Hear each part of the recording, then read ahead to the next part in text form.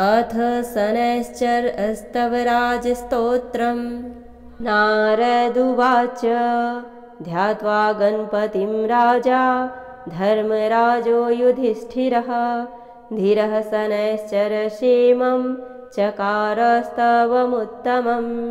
शिरो मे भास्करिः पातु भालं छायासुतोऽवतु कोटराक्षो दृशो पातु शिखिकण्ठनिभः श्रुति। घ्राणं मे भीषणः पातु मुखं बलिमुखोऽवतु स्कन्धौ संवर्तकः पातु भुजौ मे भेदोऽवतु शौरिर्मे हृदयं पातु नाभिं शनैश्चरोऽवतु ग्रहराजः कटिं पातु सर्वतो रविनन्दनः पादौ मन्दगतिः पातु कृष्णः पात्वखिलं वपुः। रक्षामेतां पठे नित्यं शौर्येणाम बलैर्युतां सुखी पुत्री चिरायुश्च स भवेन्नात्र संशयः।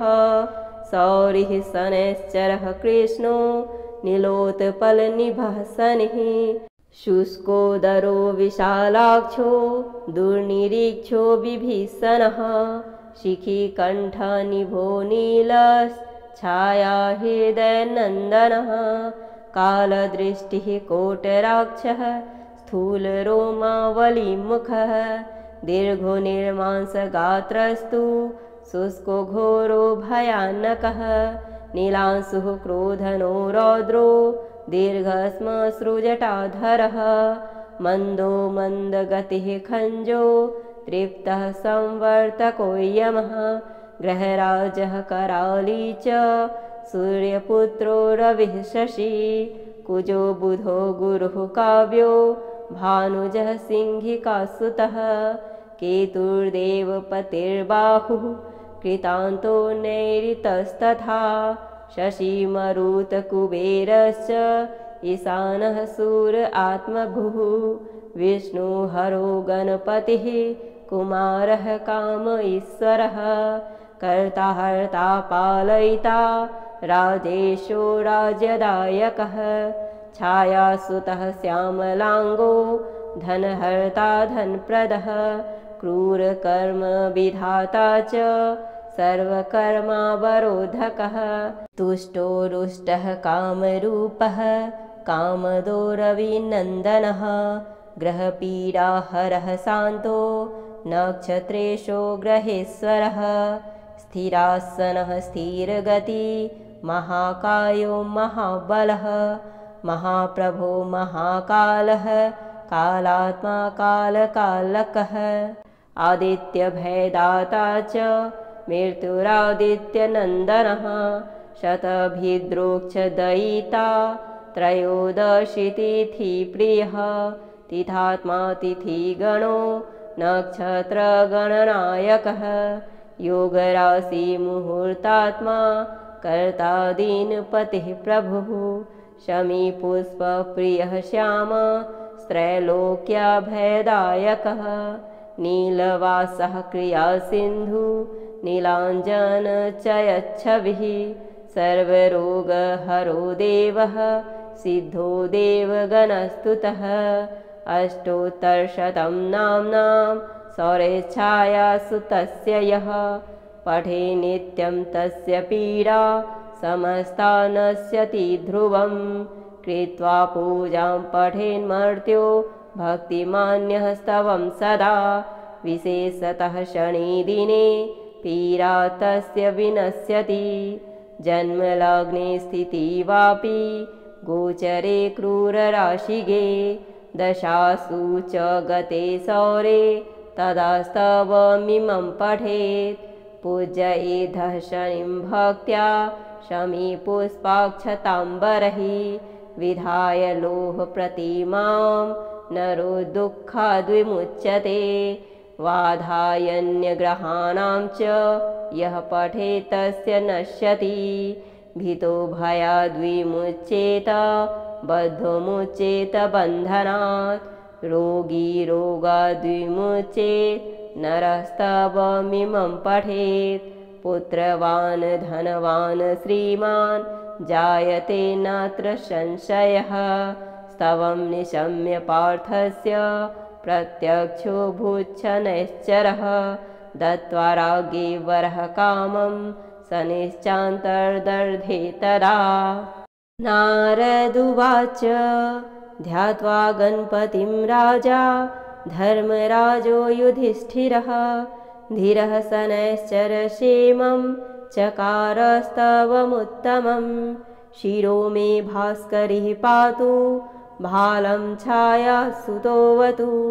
कोटराक्षो दृशो पातु शिखिकण्ठनिभः श्रुतिः। घ्राणं मे भीषणः पातु मुखं बलिमुखोऽवतु।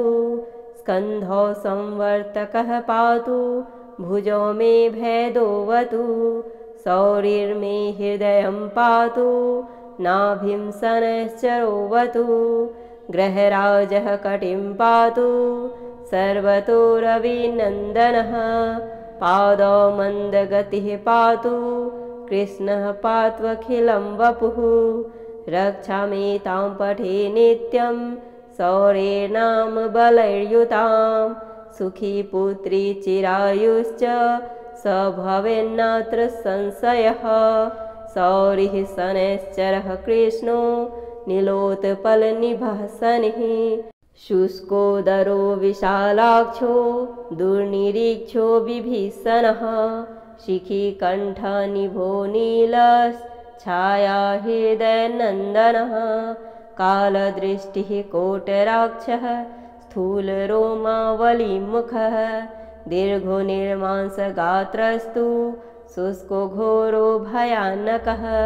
नीलांशुः क्रोधनो रौद्रो दीर्घश्मश्रुजटाधरः। मन्दो मन्दगतिः खञ्जो तृप्तः संवर्तको यमः। ग्रहराजः कराली च सूर्यपुत्रो रविः शशी। कुजो बुधो गुरुः काव्यो भानुजः सिंहिकासुतः। केतुर्देवपतिर्बाहुः कृतान्तो नैऋतस्तथा। शशिमरुत्कुबेरश्च ईशानः सूर आत्मभुः। विष्णुहरो गणपतिः कुमारः काम ईश्वरः।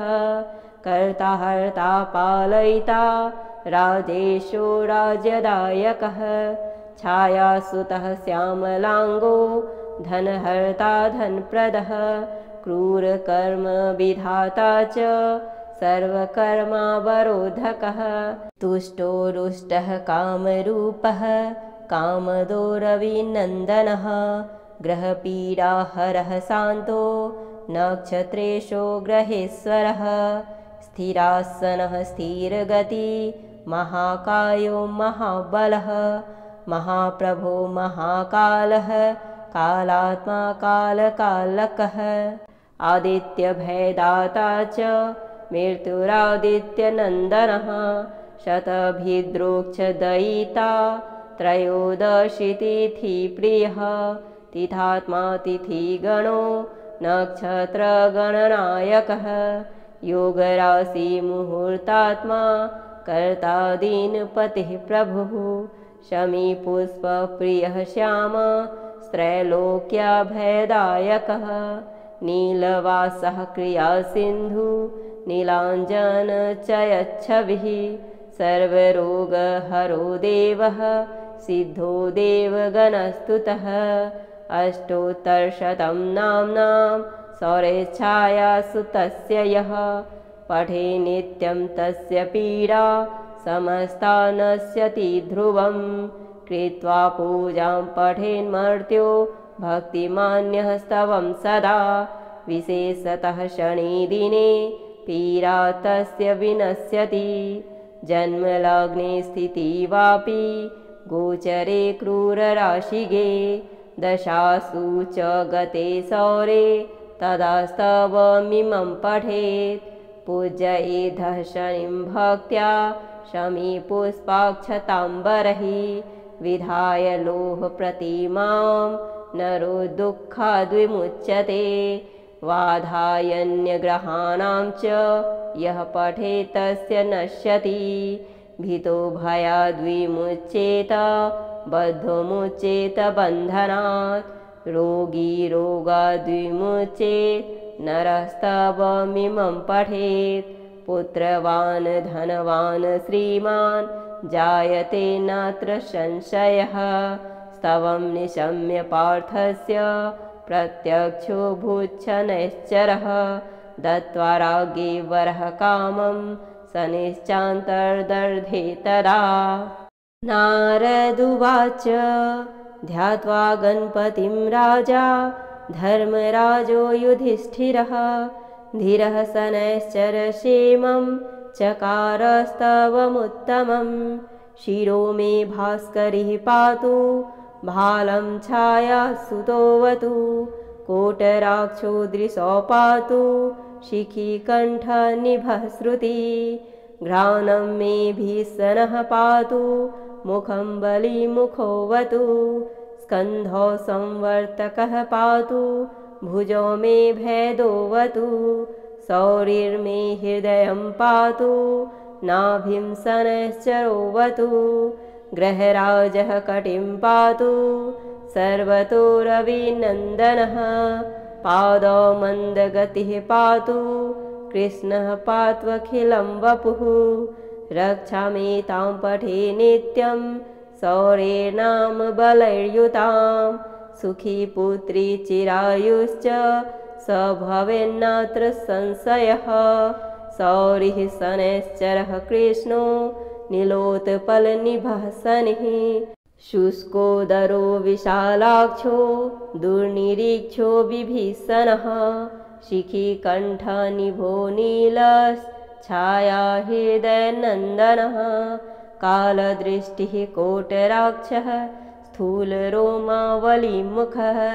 दीर्घो निर्मांसगात्रस्तु शुष्को घोरो भयानकः नीलांशुः क्रोधनो रौद्रो दीर्घश्मश्रुजटाधरः मन्दो मन्दगतिः खञ्जो तृप्तः संवर्तको यमः ग्रहराजः कराली च सूर्यपुत्रो रविः शशी कुजो बुधो गुरुः काव्यो भानुजः सिंहिकासुतः केतुर्देवपतिर्बाहुः कृतान्तो नैऋतस्तथा शशिमरुतकुबेरश्च ईशानः सूर आत्मभुः विष्णुहरो गणपतिः कुमारः काम ईश्वरः कर्ता हर्ता पालयिता राजेशो राज्यदायकः छायासुतः श्यामलाङ्गो धनहर्ता धनप्रदः क्रूरकर्म विधाता च सर्वकर्मावरोधकः तुष्टो रुष्टः कामरूपः कामदो रविनन्दनः ग्रहपीडाहरः शान्तो नक्षत्रेशो ग्रहेश्वरः स्थिरासनः स्थिरगति महाकायो महाबलः महाप्रभो महाकालः कालात्मा कालकालकः आदित्यभयदाता च मृत्युरादित्यनन्दनः शतभिद्रोक्षदयिता त्रयोदशितिथिप्रियः तिथात्मा तिथिगणो नक्षत्रगणनायकः योगराशिमुहूर्तात्मा कर्ता दीनपतिः प्रभुः शमीपुष्पप्रियः श्याम त्रैलोक्याभयदायकः नीलवासः क्रियासिन्धु नीलाञ्जनचयच्छविः सर्वरोगहरो देवः सिद्धो देवगणस्तुतः अष्टोत्तरशतं नाम्नां शौर्यच्छायासुतस्य यः पठे नित्यं तस्य पीडा समस्ता नश्यति ध्रुवं कृत्वा पूजां पठेन्मर्त्यो भक्तिमान्यः स्तवं सदा विशेषतः शनिदिने पीडा तस्य विनश्यति जन्मलग्ने स्थितिवापि गोचरे क्रूरराशिगे दशासु च गते सौरे तदा स्तवमिमं पठेत्। पूजयेद्धः शनिं भक्त्या शमीपुष्पाक्षताम्बरैः विधाय लोहप्रतिमां नरो दुःखाद्विमुच्यते। वाधायन्यग्रहाणां च यः पठेत् तस्य नश्यति। भीतो भयाद्विमुच्येत बद्धोमुच्येत बन्धनात्। रोगी रोगाद्विमुच्येत् नरस्तवमिमं पठेत्। पुत्रवान् धनवान् श्रीमान् जायते नात्र संशयः। स्तवं निशम्य पार्थस्य प्रत्यक्षो भूच्छनैश्चरः। दत्त्वा राज्ञे वरः कामं स निश्चान्तर्दधे तदा। नारदुवाच ध्यात्वा गणपतिं राजा धर्मराजो युधिष्ठिरः। धीरः शनैश्चरक्षेमं चकारस्तवमुत्तमं। शिरो मे भास्करिः पातु भालं छायासुतोऽवतु। कोटराक्षो दृशो पातु शिखिकण्ठनिभः श्रुति। घ्राणं मे भीषणः पातु मुखं बलिमुखोऽवतु। स्कन्धौ संवर्तकः पातु भुजौ मे भेदोऽवतु। शौरिर्मे हृदयं पातु नाभिं शनैश्चरोऽवतु। ग्रहराजः कटिं पातु सर्वतो रविनन्दनः। पादौ मन्दगतिः पातु कृष्णः पात्वखिलं वपुः। रक्षामेतां पठे नित्यं शौर्येणाम बलैर्युतां। सुखी पुत्री चिरायुश्च स भवेन्नात्र संशयः। शौरिः शनैश्चरः कृष्णो नीलोत्पलनिभः शनिः। शुष्कोदरो विशालाक्षो दुर्निरीक्षो विभीषणः। शिखिकण्ठनिभो नीलश्छाया हृदयनन्दनः। कालदृष्टिः कोटराक्षः स्थूलरोमावलीमुखः। दीर्घो निर्मांसगात्रस्तु शुष्को घोरो भयानकः। नीलांशुः क्रोधनो रौद्रो दीर्घश्मश्रुजटाधरः। मन्दो मन्दगतिः खञ्जो तृप्तः संवर्तको यमः। ग्रहराजः कराली च सूर्यपुत्रो रविः शशी। कुजो बुधो गुरुः काव्यो भानुजः सिंहिकासुतः। केतुर्देवपतिर्बाहुः कृतान्तो नैऋतस्तथा। शशिमरुतकुबेरश्च ईशानः सूर आत्मभुः।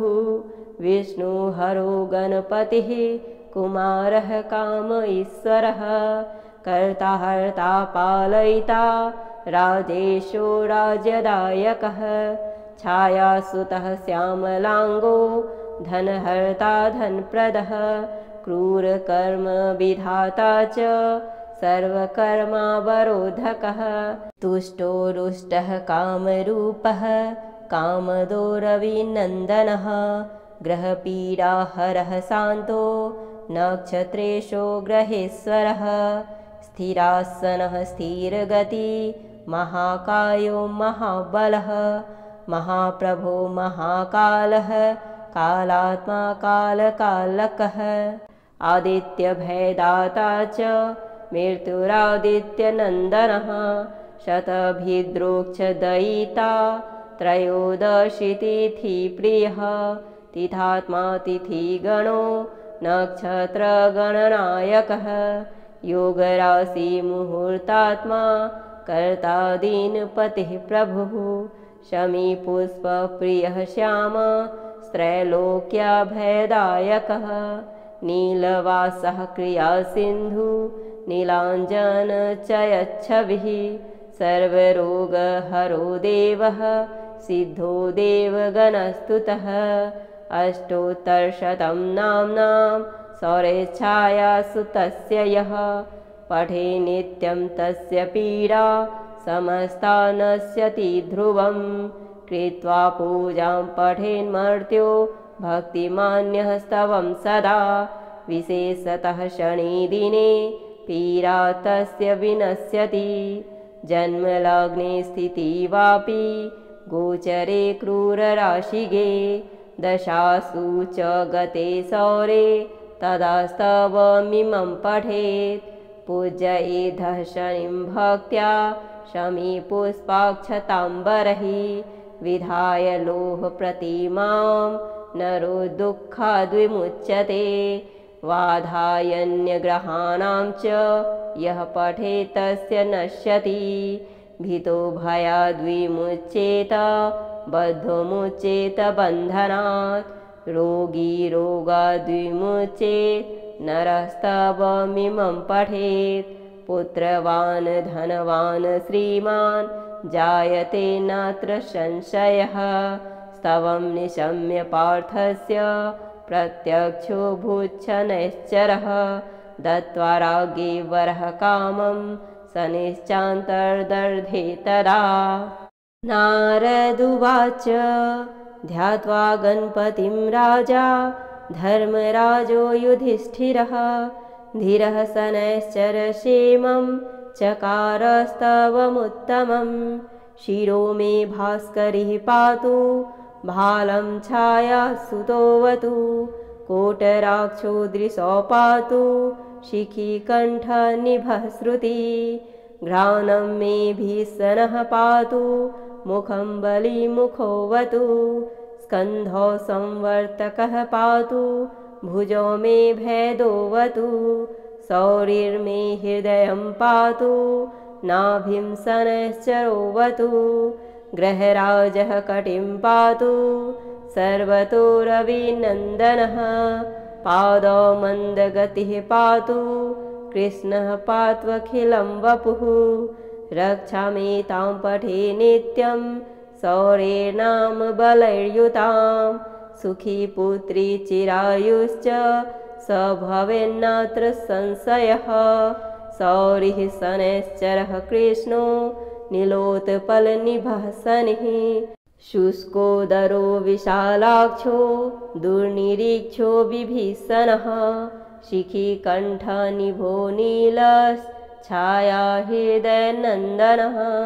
कालदृष्टिः कोटराक्षः स्थूलरोमावलीमुखः। दीर्घो निर्मांसगात्रस्तु शुष्को घोरो भयानकः। नीलांशुः क्रोधनो रौद्रो दीर्घश्मश्रुजटाधरः।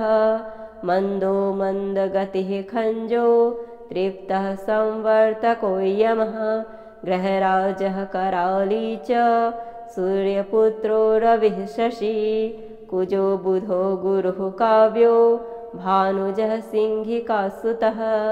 केतुर्देवपतिर्बाहुः कृतान्तो नैऋतस्तथा। शशिमरुत्कुबेरश्च ईशानः सूर आत्मभुः। विष्णुहरो गणपतिः कुमारः काम ईश्वरः। कर्ता हर्ता पालयिता राजेशो राज्यदायकः। छायासुतः श्यामलाङ्गो धनहर्ता धनप्रदः। क्रूरकर्म विधाता च सर्वकर्मावरोधकः। तुष्टो रुष्टः कामरूपः कामदो रविनन्दनः। ग्रहपीडाहरः शान्तो नक्षत्रेशो ग्रहेश्वरः। स्थिरासनः स्थिरगति महाकायो महाबलः। महाप्रभो महाकालः कालात्मा कालकालकः। आदित्यभयदाता च मृत्युरादित्यनन्दनः। शतभिद्रोक्षदयिता त्रयोदशितिथिप्रियः। तिथात्मा तिथिगणो नक्षत्रगणनायकः। योगराशिमुहूर्तात्मा कर्ता दीनपतिः प्रभुः। शमीपुष्पप्रियः श्याम त्रैलोक्याभयदायकः। नीलवासः क्रियासिन्धु नीलाञ्जनचयच्छविः। सर्वरोगहरो देवः सिद्धो देवगणस्तुतः। अष्टोत्तरशतं नाम्नां सौरेच्छायासु तस्य यः पठे नित्यं तस्य पीडा समस्ता नश्यति ध्रुवं कृत्वा पूजां पठेन्मर्त्यो भक्तिमान्यः स्तवं सदा विशेषतः शनिदिने पीडा तस्य विनश्यति जन्मलग्ने स्थिति वापि गोचरे क्रूरराशिगे दशासु च गते सौरे तदा स्तवमिमं पठेत् पूजयेधः शनिं भक्त्या शमीपुष्पाक्षताम्बरैः विधाय लोहप्रतिमां नरो दुःखाद्विमुच्यते वाधायन्यग्रहाणां च यः पठेत् तस्य नश्यति भीतो भयाद्विमुच्येत बद्धोमुच्येत बन्धनात् रोगी रोगाद्विमुच्येत् नरस्तवमिमं पठेत् पुत्रवान् धनवान् श्रीमान् जायते नात्र संशयः स्तवं निशम्य पार्थस्य प्रत्यक्षो भूच्छनैश्चरः दत्त्वा राज्ञे वरः कामं सनिश्चान्तर्दर्धे तदा नारदुवाच ध्यात्वा गणपतिं राजा धर्मराजो युधिष्ठिरः धीरः शनैश्चरक्षेमं चकारस्तवमुत्तमं शिरो मे भास्करिः पातु भालं छायासुतोऽवतु कोटराक्षो दृशो पातु शिखिकण्ठनिभः श्रुति घ्राणं मे भीषणः पातु मुखं बलिमुखोऽवतु स्कन्धौ संवर्तकः पातु भुजो मे भेदोऽवतु सौरिर्मे हृदयं पातु नाभिं शनैश्चरोऽवतु ग्रहराजः कटिं पातु सर्वतो रविनन्दनः पादौ मन्दगतिः पातु कृष्णः पात्वखिलं वपुः रक्षामेतां पठे नित्यं सौरेर्नाम बलैर्युतां सुखी पुत्री चिरायुश्च स भवेन्नात्र संशयः सौरिः शनैश्चरः कृष्णो नीलोत्पलनिभः शनिः शुष्कोदरो विशालाक्षो दुर्निरीक्षो विभीषणः शिखिकण्ठनिभो नीलश्छाया हृदयनन्दनः कालदृष्टिः कोटराक्षः स्थूलरोमावलीमुखः दीर्घो निर्मांसगात्रस्तु शुष्को घोरो भयानकः नीलांशुः क्रोधनो रौद्रो दीर्घश्मश्रुजटाधरः मन्दो मन्दगतिः खञ्जो तृप्तः संवर्तको यमः ग्रहराजः कराली च सूर्यपुत्रो रविः शशी कुजो बुधो गुरुः काव्यो भानुजः सिंहिकासुतः केतुर्देवपतिर्बाहुः कृतान्तो नैऋतस्तथा शशिमरुतकुबेरश्च ईशानः सूर आत्मभुः विष्णुहरो गणपतिः कुमारः काम ईश्वरः कर्ता हर्ता पालयिता राजेशो राज्यदायकः छायासुतः श्यामलाङ्गो धनहर्ता धनप्रदः क्रूरकर्म विधाता च सर्वकर्मावरोधकः तुष्टो रुष्टः कामरूपः कामदो रविनन्दनः ग्रहपीडाहरः शान्तो नक्षत्रेशो ग्रहेश्वरः स्थिरासनः स्थिरगति महाकायो महाबलः महाप्रभो महाकालः कालात्मा कालकालकः आदित्यभयदाता च मृत्युरादित्यनन्दनः शतभिद्रोक्षदयिता त्रयोदशितिथिप्रियः तिथात्मा तिथिगणो नक्षत्रगणनायकः योगराशिमुहूर्तात्मा कर्ता दीनपतिः प्रभुः शमीपुष्पप्रियः श्याम त्रैलोक्याभयदायकः नीलवासः क्रियासिन्धु नीलाञ्जनचयच्छविः सर्वरोगहरो देवः सिद्धो देवगणस्तुतः अष्टोत्तरशतं नाम्नां सौरेच्छायासु तस्य यः पठे नित्यं तस्य पीडा समस्ता नश्यति ध्रुवं कृत्वा पूजां पठेन्मर्त्यो भक्तिमान्यः स्तवं सदा विशेषतः शनिदिने पीडा तस्य विनश्यति जन्मलग्ने स्थिति वापि गोचरे क्रूरराशिगे दशासु च गते सौरे तदा स्तवमिमं पठेत् पूजयेधः शनिं भक्त्या शमीपुष्पाक्षताम्बरैः विधाय लोहप्रतिमां नरो दुःखाद्विमुच्यते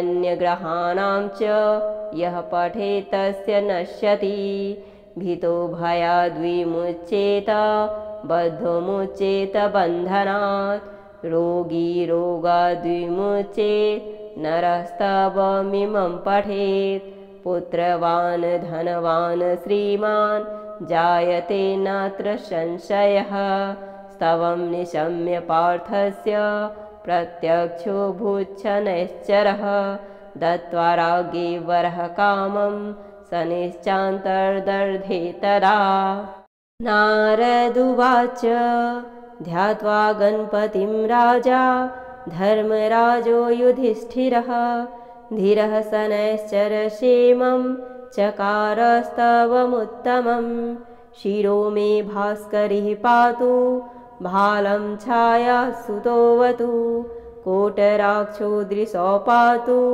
शिखिकण्ठनिभः श्रुति घ्राणं मे भीषणः पातु मुखं बलिमुखोऽवतु स्कन्धौ संवर्तकः पातु भुजो मे भेदोऽवतु सौरिर्मे हृदयं पातु नाभिं शनैश्चरोऽवतु ग्रहराजः कटिं पातु सर्वतो रविनन्दनः पादौ मन्दगतिः पातु कृष्णः पात्वखिलं वपुः रक्षामेतां पठे नित्यं सौरेर्नाम बलैर्युतां सुखी पुत्री चिरायुश्च स भवेन्नात्र संशयः सौरिः शनैश्चरः कृष्णो नीलोत्पलनिभः शनिः शुष्कोदरो विशालाक्षो दुर्निरीक्षो विभीषणः